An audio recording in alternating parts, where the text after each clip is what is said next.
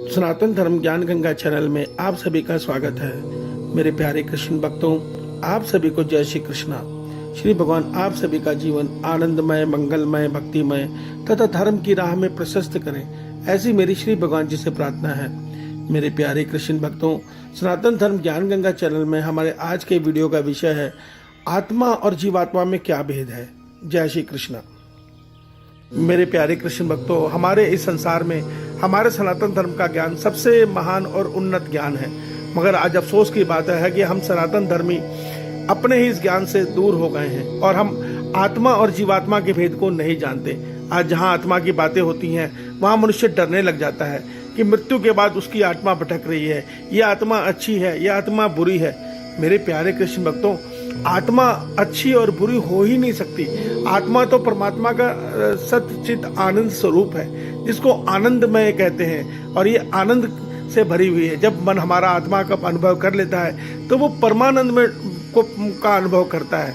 उस आत्मा से हम लोग डरते हैं। मेरे प्यारे कृष्ण भक्तों, डरने की चीज नहीं है आत्मा। क्यों? क्योंकि हम लोग आत्मा और जीवात्मा में भेद को नहीं जानते। तो आइए हम आत्मा और जीवात्मा के भेद को, फर्क को समझते हैं। जय श्री कृष्णा। मेरे प्यारे कृष्ण भक्तों, आत्मा, जीवात्मा और शरीर के भेद को समझिए।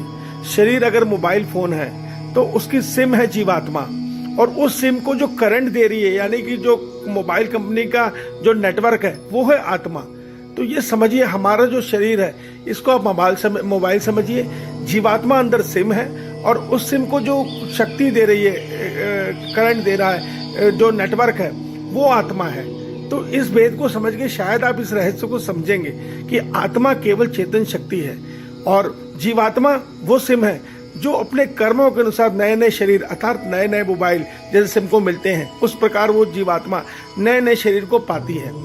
मृत्यु के बाद ये सूक्ष्म शरीर को मनोमय कोश कहा जाता है। इसमें प्रकृति के 3 तत्व होते हैं, 5 तत्व नहीं होते। इसमें 2 तत्व खत्म हो जाते हैं, जल तत्व और पृथ्वी तत्व इसमें नष्ट हो जाता है। इसलिए ये सूक्ष्म शरीर मृत्यु के बाद दिखाई नहीं पड़ता, और इसे मनोमय कोश कहते हैं। इसमें हमारा मन, बुद्धि, अहंकार तत्व और साथ में प्रकृति के 3 गुण सत्य, रज, तम, ये सब आगे की यात्रा पे चले जाते हैं। अर्थात कर्मों के अनुसार नया शरीर पाकर फिर से अपने पिछले के शरीर में किए कर्मों को भोगते हैं। यही सूक्ष्म शरीर प्रेत योनि भी पाता है, और प्रेत योनि में भी ये नाना प्रकार के दुखों को झेलता है। तो ये जो भी शरीर पाता है उसमें सुख दुख का भोगता यही जीवात्मा होती है।